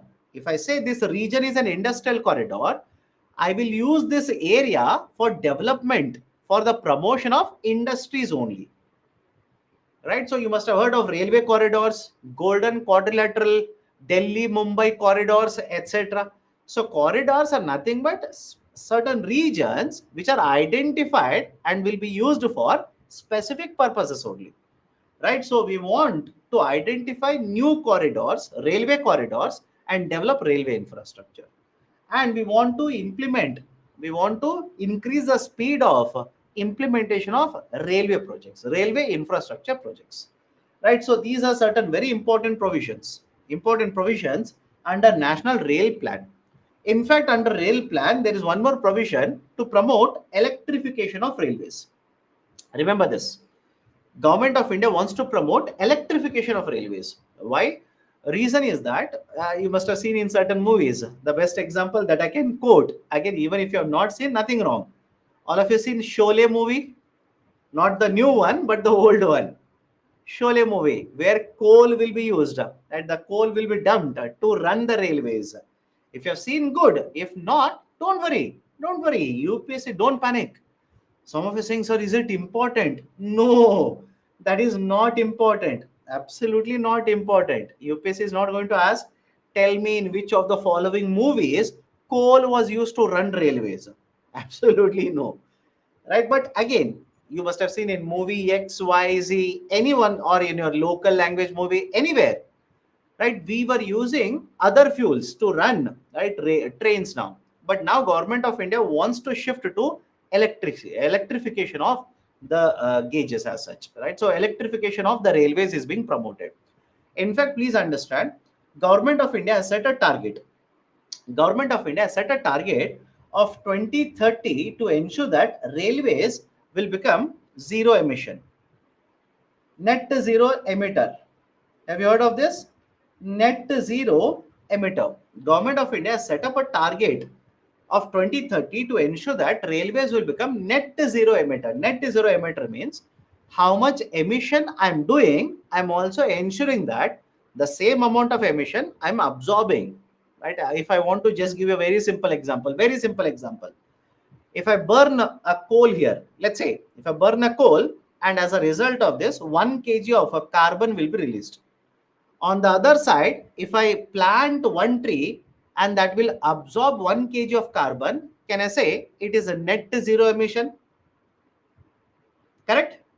On one side, I will burn and release 1 kg of carbon to the environment. On the other side, I'll plant a tree which will absorb, let's say, 1 kg of carbon. So 1 kg released, 1 kg absorbed. Can I say net zero? Right? A net zero emission. So in case of railways, by 2030, some of you are saying, but sir, I read 2070. 2070 is for whole of India. I repeat, 2070 is for whole of India. 2030 is for railways. So Government of India set a target of 2030 for taking care of net zero emission in railways. And in order to achieve that, government is promoting electrification of railways. In fact, in many of the railway stations now, government has started installing solar panels. I repeat, at many of these railway stations, Government of India started installing solar panels so that solar energy, right, can be generated and can be utilized for performing many of these operations rather than being dependent on the electricity that is produced using, right, let's say thermal sources somewhere else. Right, so this is one more very important initiative in case of infrastructure. Government is also promoting entry of private players. I repeat, government is also promoting entry of private players in operating trains. Operating trains. In fact, in the context of entry of private players, please understand there is a scheme of Government of India, Bharat Gaurav scheme. Bharat Gaurav scheme. It was launched by Government of India recently, Bharat Gaurav scheme. What is this Bharat Gaurav scheme? Under Bharat Gaurav scheme, any private sector, any state government entity, etc., if they want to operate trains, I repeat, if they want to operate trains, they can get these routes from Government of India. Is it okay? I'll repeat the statement again. Under Bharat Gaurav, if a private sector company or if the state government agency, etc., if they want to operate a certain trains, operate means what? Imagine there are two cities or three cities ABC, right? They want to operate a train which will connect all the three cities like this. Then they can approach the Ministry of Railways, right? Give a proposal and government will allocate these routes to these private sector or even state government agencies. This is allowed under Bharat Gaurav scheme. But there are certain conditions. What is the condition? For example, if they want to operate the train, they will have to decide the tariff. Government will not come in between. They will have to decide the tariff. They will have to take the train on lease. They will have to take it on lease from the government. And they will have to operate these routes for at least 2 years. They'll have to operate these routes at least for 2 years. For example, many of these the tourist places, many of these tourist places, for example, Shirdi, right? All of you know a spiritual place, Shirdi, right? In southern India, right? There is one company which is operating, private sector company which is operating a train, which is connecting these kind of spiritual places in southern India. So I hope you understand. Under this entry of private player, there's a scheme called as a Bharat Gaurav scheme, under which government says if a private sector, government owned entities, etc., if they want to operate trains, they can come to me with a proposal. I will give them the machinery that is required. They can operate, but they will have to provide certain amount of revenues to government. They will have to provide certain revenues to government. That is basically the concept of entry of private players. Now, what is the advantage of it? Understand what is the advantage? Imagine there are three cities like this, A, B, C. If government of India has to provide, if the government of India has to provide a railway service, don't you think government of India will have to spend money to set up this infrastructure? Correct? Government of India has to spend money to set up all of this infrastructure. But now under this, right, under this initiative, government doesn't have to spend. Private sector will spend money. For example, I want to operate this route where three tourist places I want to connect. I will go to the ministry, I will submit a proposal, they will give me the machinery, I will pay money for it because I'm taking it on lease, I will pay money for it. So government is not spending money, private sector will spend money. And now tell me, if private sector will start operating trains like this, don't you think the quality of services will be comparatively better? I'm not saying best, will be comparatively better. Comparatively better. And government, by allowing the private sector to operate these routes, are they not earning money? Government, are they not earning money? Yes.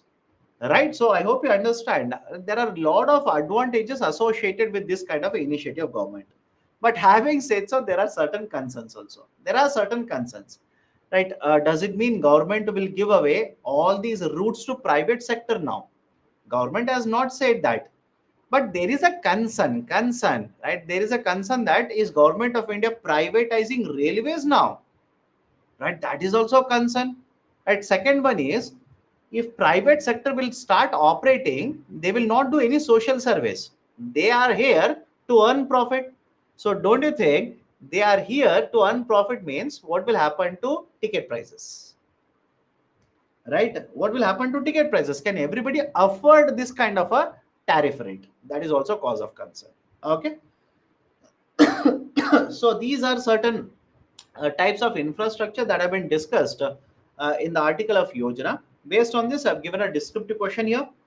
Critically evaluate the decision of the government to allow private sector entry into the operations of railways. Right, 250 word question. Right? So you can have a critical evaluation. What are the advantages? What are the concerns? Okay. Now next, RRTS. RRTS. Okay. Regional Rapid Transit System. RRTS. Regional Rapid Transit System. Now, before I take up this, any questions, please do let me know. Why did railway budget become more populist in nature? My dear, there is no particular reason. That has been the tendency. That has been a tendency, right? So again, please tell me, in current situation, I don't want to take the names of any state or any government, etc. In the current situation, when we know that next year elections are there, this year state elections are going to happen in multiple states, have you people not seen more and more freebies announced by the government? Yes or no? More and more freebies announced by state governments, central government, etc., etc. Again, I'm not going to criticize any of these policies, but I'm asking you, have you seen this or not? Of course, yes. Of course, yes. But if you talk about the economic situation, let's say financial situation of a state, right, don't you think there are certain concerns over that? Concerns over the financial position of the state, right? So that is the only reason why historically, in case of India, many of these policy makings, etc., have ended up becoming more of a populist exercises. Okay. Okay, next, RRTS. And some of you are asking, can you define what is populism? My dear, there is no definition as per government of India to define populism. I'm only saying this, right? There is no definition which has been given by the government to define what is populism, right? Because please understand, what is populism for one party may not be populism for another party. Correct? At least looking at what is happening in the discourse of Indian political situation, all of you will agree, what is populist for one party may not be populist for another party, and what is populist for another party may not be populist for the first party. So there is no definition as such which has been given by the government of India to to define what is populism. But if at all a question is asked in UPSC, you please recommend that. There is a recommendation, by the way. You please write a recommendation saying that whenever any political party will announce such policies just before elections, we should have a policy in place where they will have to clarify how much is the total expenditure they are expecting because of this. Very simple. Right? Very simple. How much is the total expenditure they are expecting because of this announcement? Second, if they are going to implement it, what will be the impact? What will be the impact in terms of revenue deficit, fiscal deficit, and borrowings of the government? What will be the impact of this announcement in terms of right revenue deficit, fiscal deficit, as well as borrowings of government? Be it the state government or central government, doesn't matter. Both of them equally applicable, both of them. Say that, write that as a recommendation. Right, again, write that as a recommendation. Okay, done. So come back to the next article. RRTS, regional rapid transit system. Regional rapid transit system. Now what is this regional rapid transit system? Very recently, and again there is one more name for this. Earlier it was called as a Rapid X. Now it has been called as a Namo Bharat train. But either you call it as RRTS, Namo Bharat, or Rapid X, concept is simple. Right? These are new types of train services which are going to be connecting the capital region with the other states. That is cities in other states. Is it okay? It's name of a train which is going to provide traveling services, and this is going to connect the capital region, that is NCR, that is Delhi, with some of the cities in neighboring states. Right? For example, please understand this. There have been 8 proposals. There have been 8 proposals under Namo Bharat. Three of them are being implemented under phase 1, and remaining 5 will be implemented in the phase 2. For example, very recently, this corridor, right, specifically Delhi, Ghaziabad, and Meerut corridor was there in the newspaper because certain stretch of it, 17-kilometer stretch of it, has been inaugurated by the Prime Minister. Right, so that was the reason why it was there in the newspaper. So what is this RRTS? How different it is? Then what is metro train? Right, is RRTS and metro train one and the same? Right, how different is it from other trains, etc.? That is the scope of the discussion. Now, certain important points. What are the features of RRTS? It is named as a RRTS or Namo Bharat or Rapid X train. And please remember this. This is not the first time that there is a discussion regarding RRTS. The railways, couple of years ago or many years ago, right, was actually studying what is the feasibility of right development of a Rapid X train services. Earlier also there have been studies. Right, should we have a Rapid X train services? That is train services which are going to connect different cities with Delhi, but will have a higher speed. For example, many of you have this kind of a doubt. Let me resolve the doubt in the beginning itself. Sir, we already have a metro in Delhi. Then what is the need for a Rapid X? What is the need for Namo Bharat? Reason is simple. As per government of India's document itself, the Namo Bharat train is a different from metro train. Namo Bharat and metro both are different. How? Metro will operate within the city. Whereas Namo Bharat will connect one city with another city. Is it okay? Namo Bharat will connect one city with another city. That is, in this context, Delhi will be connected. With all of these places. All these places, the connection will be established with Delhi. Now you will say, but sir, we already have other trains. Then what is the use for Namo Bharat? Please remember this. As per Government of India's documents, if a normal train will travel from, let's say, Meerut, right? Meerut to Delhi, a normal train will generally take around 2 hours. Right? A normal train will generally take around 2 hours. Whereas a Namo Bharat, as per the present situation announcement, Namo Bharat will take less than 1 hour. Namo Bharat will take less than 1 hour. Less than 1 hour.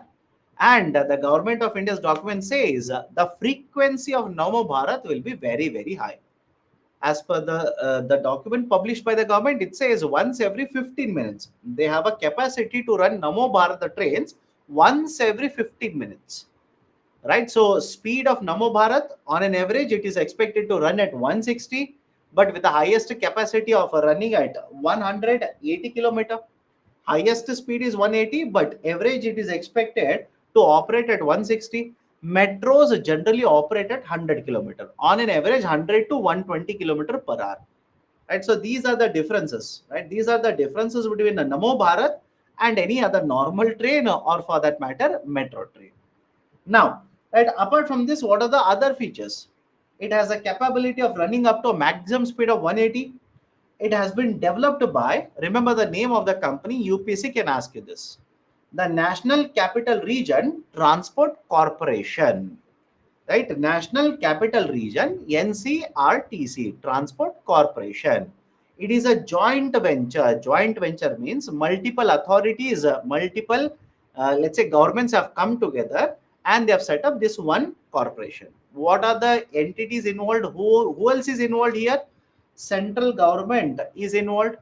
The governments of Delhi, Haryana, Rajasthan, and Uttar Pradesh. Delhi, Haryana, Rajasthan, right, and Uttar Pradesh, right. So these four plus one central government, all the five entities put together have set up one corporation, that is NCRTC, and this NCRTC is going to develop Namo Bharat corridors, right. It is going to develop Namo Bharat corridors, and these Namo Bharat trains are different from the metro trains. Right, the metros are going to operate within the city. Namo Bharat is going to connect Delhi with other cities in the neighboring states. Now, what are the advantages? This is more important for you. As far as I'm concerned, apart from the features, everybody will buy out features. Understand the benefits. What are we expecting out of it? What are we expecting out of it? Point number one, all of you reading about Delhi. What is the pollution level in Delhi? Odd, even, etc., etc. All of you are able to understand what is happening in Delhi. Now, please tell me. Please tell me. This is expected. Understand the logic here. If a Namo Bharat train is going to operate, let's say between Delhi to Meerut, and you can travel between Delhi to Meerut in just, let's say, 45 minutes or 50 minutes, or let's say less than 60 minutes. Rather than taking your car, rather than traveling by a bus, don't you think customers will start shifting to more and more usage of Namo Bharat? Correct? They will start shifting to Namo Bharat. And if they will shift to Namo Bharat, right, automatically, point number one, usage of vehicles on the road will come down. Correct? Usage of vehicles will come down. What about demand for fuel? Demand for the fuel, because of, right, lower usage, demand for the fuel in that region will also come down. Right? That is also expected to happen. Again, all of these are expected to happen. Expected to happen. Because the complete stretch is not yet operational. Only part of that stretch has become operational, around 17 kilometers. This is as per the scientific report which has been published by various agencies. Right, as per the report, more than 1 lakh customers are expected to use Namo Bharat trains. And because they will start using Namo Bharat trains, of course, yes, the ticket prices, those who are asking what will happen to ticket prices, Namo Bharat ticket prices are not cheap. They are not cheap, right? They're not cheap. There are two categories, right? Number of coaches are there. Again, they are going to divide this number of coaches into two categories. Ticket prices are a bit on a higher side. But argument is simple. As per the surveys, documents, etc., which have been issued by the government, one, people are going to start shifting to usage of Namo Bharat. The traffic, right? The traffic management in the Delhi and surrounding regions is going to become much more easier because of this. Because of this, you'll have to wait and see whether it will happen or not. Third, the demand for the fuel will come down. And fourth one, think of it. If people will start using train services, don't you think the requirement of investing in road infrastructure will start lowering? Capital expenditure.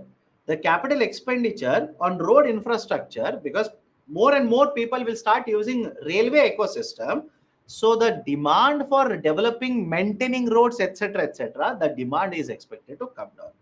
In addition to this, the migration that used to happen is also expected to stop. What do you mean by migration is expected to be stopped? Imagine I'm living in one part of Delhi, and I'm supposed to travel, let's say 40 kilometers, 60 kilometers outside Delhi in the route of Meerut towards Meerut. Now, because the distance is very longer, I might simply say it is taking a lot of time me to travel every day. I might move outside Delhi into this particular place, or if it is vice versa, I might simply move into Delhi. So migration will keep on happening because the distance is very longer, time consumption is very higher. Now, if time consumption is lowered, right, time consumption is lowered because of a train accessibility, don't you think the chances of migration will become lower? Correct? All of you okay with this? Chances of migration will become lower. And in fact, one more advantage that the government says is, now commercial activities, commercial hubs will start popping up along this railway infrastructure. That is, wherever the stations are there in nearby regions, because the accessibility improves. Because the accessibility will improve, commercial activities will start taking place in these regions as well. Investments will start flowing into these regions. So these are some of the benefits that the government of India says will be able to enjoy, right? Over a period of time, will be able to enjoy because of RRTS. All of you okay with this? All of you okay with this? Can we go forward now? Right, so a descriptive question. RRTS will have a wide benefits ranging from helping traffic control to promoting investments. Elaborate in 250 words. Now, if you have any kind of questions, please do let me know. Otherwise, I'll go forward. So, why can't we have reduction of ticket fees for ration card holders? In which service are you talking about? In which services are you talking about? If you're talking about RRTS, no. Investment of funds in RRTS is more than 30,000 crores. In investment of funds in RRTS project is more than 30,000 crores. How do you expect government to generate revenues to take care of the expenses, operational expenses, etc.? So that is the reason. Either you talk about Vande Bharat. How many of you have traveled on Vande Bharat? Do you think Vande Bharat ticket prices are very cheap? Think again, right? So if you talk about Vande Bharat or if you talk about RRTS, the ticket prices are slightly on a higher side, because understand, government says, I will provide you better quality services. I will provide you better quality of services. That is, if you talk about seats, right, the cushion seats, I will provide it to you. The experience of traveling will be much, much superior.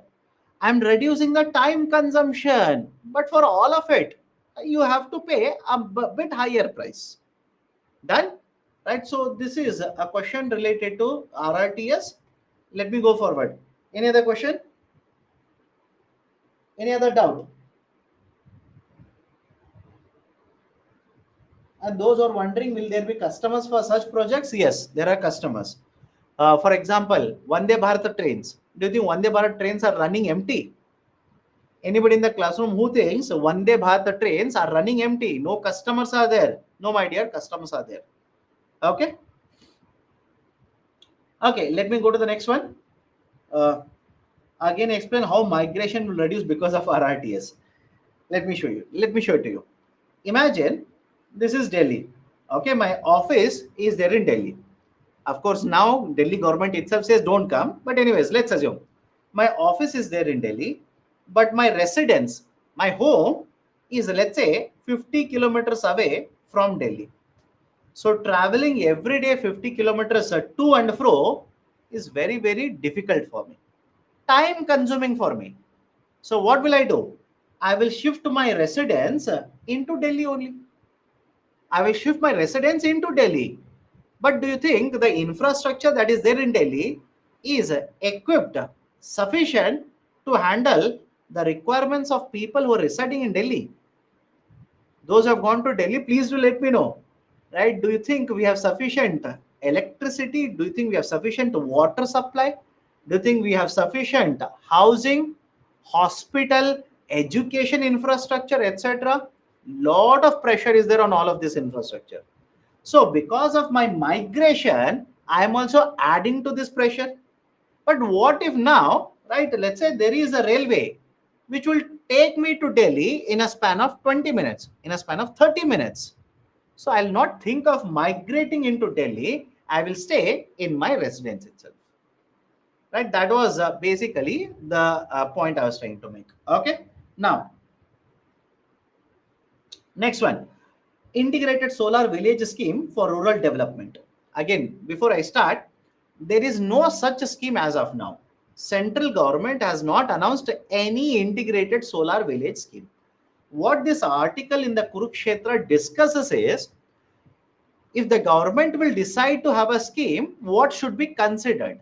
How should we frame a scheme to promote solar projects, to promote solarization in the villages? Now, what are the important points here? Point number one, all of you will agree, a large population in India resides in villages. Anybody wants to counter me? Let me know. Large population in India resides in villages. And because the large population resides in villages, one, there is a huge demand for electricity. There is a huge demand. And in case of India, although, understand this, although the fact is that large population resides in rural India, even today, all the villages in India do not have 24 bar 7 electricity supply. I hope you understand. Right? Even today, all the villages do not have 24 bar 7 electricity supply. Right? I'm pretty sure some of you, not most of you, let's say some of you are from villages only, or you've experienced how load shedding, how electricity cuts will take place in villages. And in fact, even if electricity is there, right, don't you think the voltage, that is the quality of electricity, will be inferior compared to the electricity supplied in cities? Right? So in case of India, there is a problem. There's a problem that villages do not have sufficient requirement is there, but they do not have sufficient access to electricity. And right, as per the data, I'll come back to this slide, don't worry. Have a look at this data. This was published back in 2021. Right? This was published back in 2021. So of course, which means in the last 2 years, situation would have slightly improved. So whatever data I'm giving here, please take it with a pinch of salt. If you look at this data, you will see that in case of these states, there is a huge gap between, on an average, how many hours of electricity they supply to cities, and how much electricity they supply to villages. How much is supplied to urban, how much is supplied to rural? Can you see a huge gap? In most of the case, in most of the cities or in the states, what you can observe is the cities have more than, on an average, 20 hours of supply. More than 20 hours. In fact, in most of the states, they have almost reached 24 hours. They have almost reached 24 hours. That is, no interruption, continuous uninterrupted electricity is available for the cities. Whereas look at the villages. In case of villages, you will see in many of the states, it is less than 20 hours. In many of the states, it is less than 18 hours. In many of the states, it is around 16 hours, which means a place where most of the population resides in India doesn't get access to electricity, doesn't get access to quality electricity. And what is the problem because of it? What is the problem? There is implication regarding economic activity. There is implication regarding social welfare, etc. Have a look at the data here. The access to electricity is essential to meet the requirements of the households and also for the delivery of services such as healthcare, such as education, etc. And as per the data which has been given in the Kurukshetra magazine, have a look at this. According to a survey that was conducted back in 2021, around 5% of primary healthcare centers in villages did not have access to electricity. Around 5%. That's very, very high number if you look at it. Around 5% of primary healthcare centers in villages did not have access to electricity. And 10% of the schools were yet to be electrified.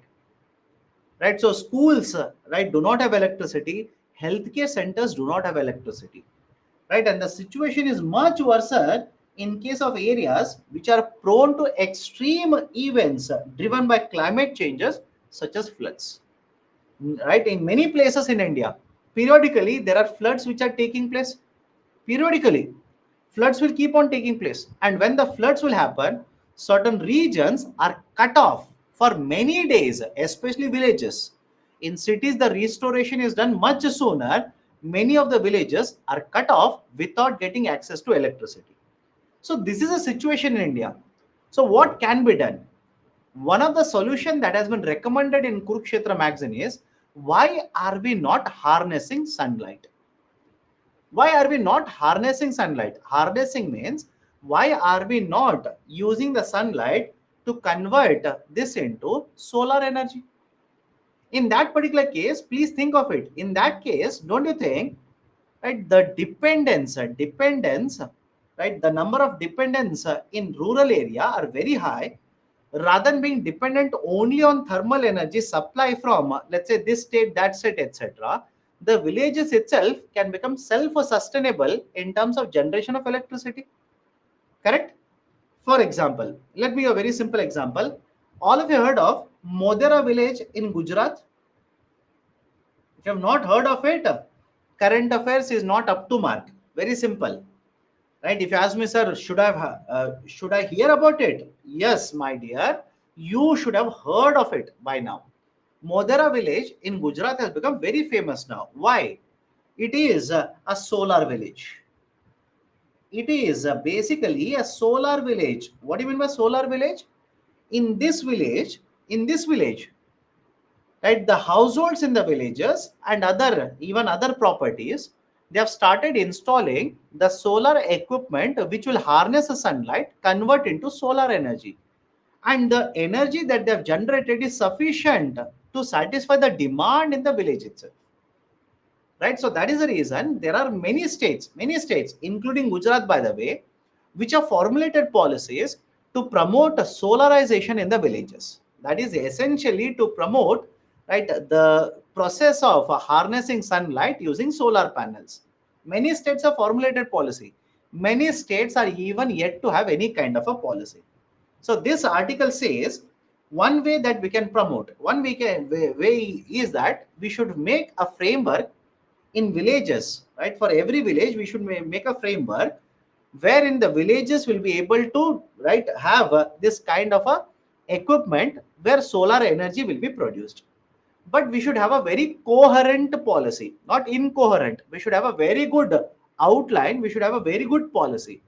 And when such policies are formulated, the magazine says, or the author says, some of the parameters should be included.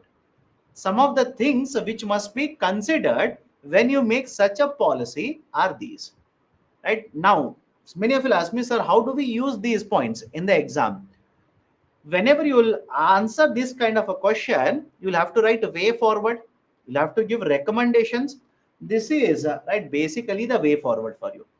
For example, right, imagine the government in a state wants to formulate a policy where villages will promote solarization in the villages. But before making a policy, what are the points government should consider? Point number one, government should assess how much is the demand actually. Government should first assess how much is the demand. Why? Just think of it. What if you make a policy without knowing how much is the actual demand and how much you are actually supplying already using thermal energy? And don't you think you should have a policy assessment in the first place? That is, you should be in a position to find out how many houses are there, how many offices are there, how many street lights are there, because you would require for all of it, right? Let's say you will require equipment for all of it. You will have to order, right? You will have to promote people using these kind of equipments. You'll have to ensure that these equipments are supplied in this region.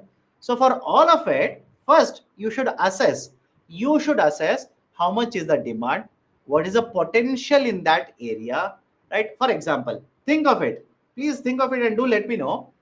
Can you promote a solar village in a village which is a hill station? Think of it, right? Can you promote a solar village or a particular village which, right, for majority period of the time in year doesn't experience a sunlight or experience a sunlight for very few hours?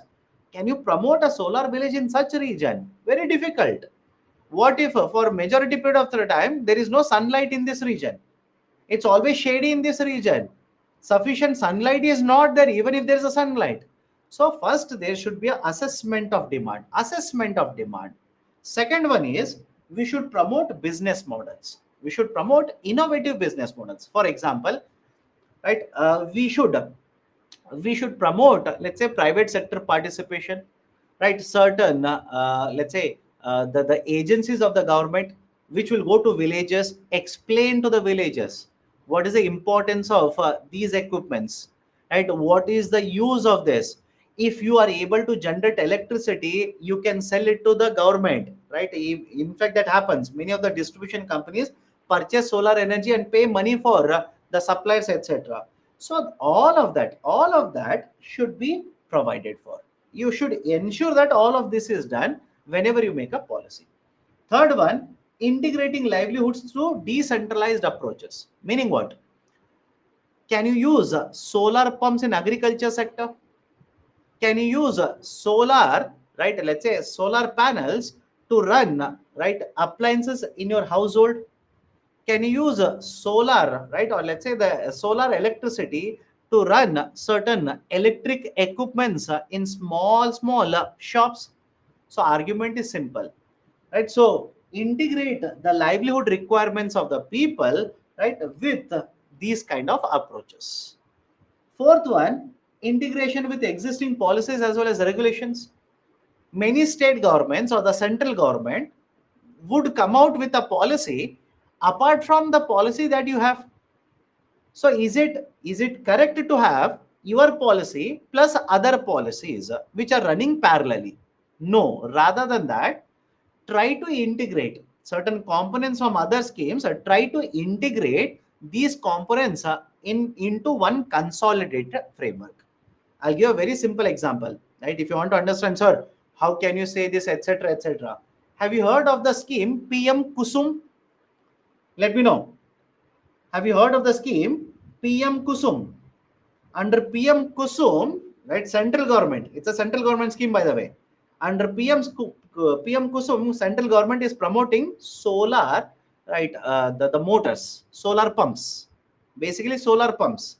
So when you are framing a policy, there is already a central government policy which is promoting installment of solar pumps.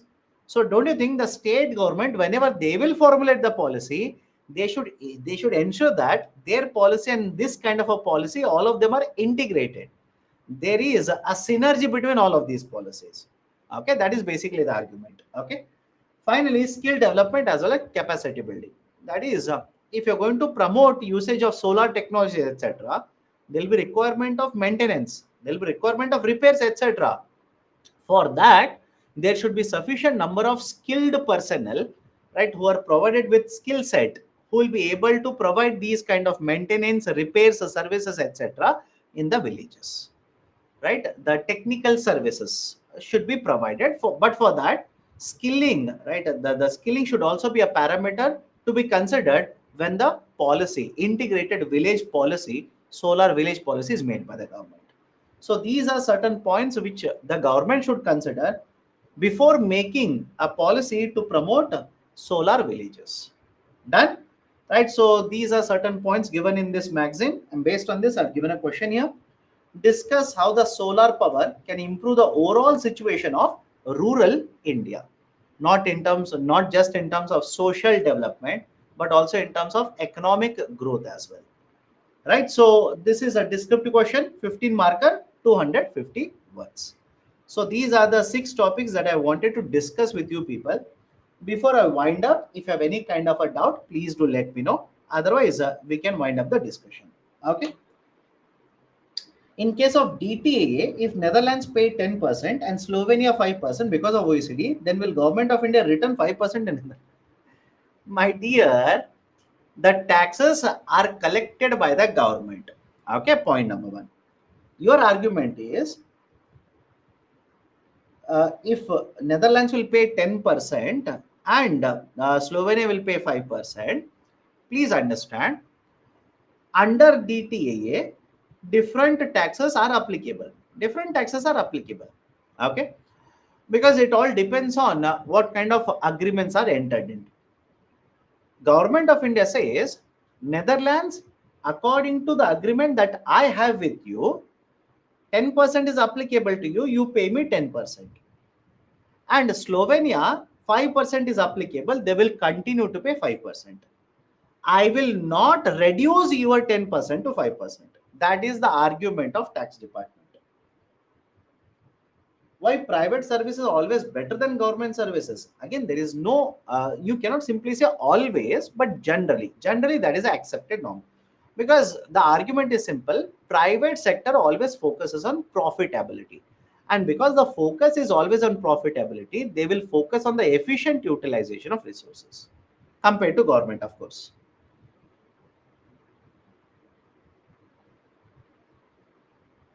So I'm asking right now, it is expensive, but with the time it shall become reasonable or not.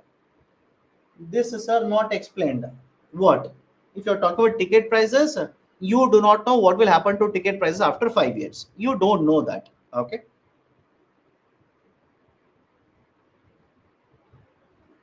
Is India wasting its resources by opting for multiple types of trains in the forms of Vande Bharat? Again, government of India doesn't view it as wasting its resources. Government of India says there is a requirement. Okay, understand this. Do not think of it only from one point of view.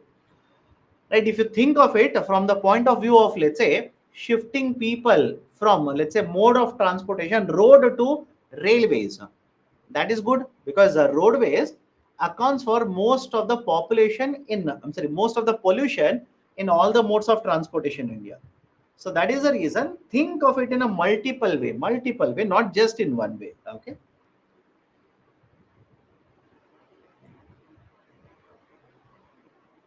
Okay. So people of India have a trust deficit and price sensitive nation with this type of project like Namo Bharat, how it may impact the government project. My dear, again I'm saying for these kind of services also there are consumers. I'm not saying everybody will prefer Namo Bharat. I'm not saying that. Yes, lot of us are price sensitive. But tell me, right, don't you think Vande Bharat is also comparatively costlier? If you have traveled, you'll understand. Vande Bharat is also comparatively costlier. Does it mean Vande Bharat nobody is using it? Of course, yes. Because the quality of services, the experience factor, the experience that you get by traveling in Vande Bharat is much superior. So that is the reason. Right? So government says consumers are there. I'm going to provide these kind of services. Okay, done. So let me stop the discussion today here. Okay, let me stop the discussion today. Next month again we shall meet. Let me take up questions again from the current affairs. Let's discuss what is the main objective behind all of it. But again, my argument is very simple. Please read. Please read. Right? It is an take it as an advice, or take it as a request, or whatever you want to take it, take it. But my recommendation is please read current affairs. Current affairs, lot of important aspects are there. For example, in the last 2 or 3 days, all of you come across NFSA, correct? National Food Security Act, right? Most of the argument in the context of extension of National Food Security Act is that it will provide welfare to the people. Correct. It will provide welfare to the people, right? Free food grains for another 5 years for 81 crore people. But do you think UPSC will ask you only one side of the argument? UPSC will ask you how it is beneficial. No, right? They will ask, let's say, a question such as critically evaluate the extension of free food grains under National Food Security Act. Critically evaluate. In that particular case, you will have to provide the advantages or the benefits as well as the concerns related to that.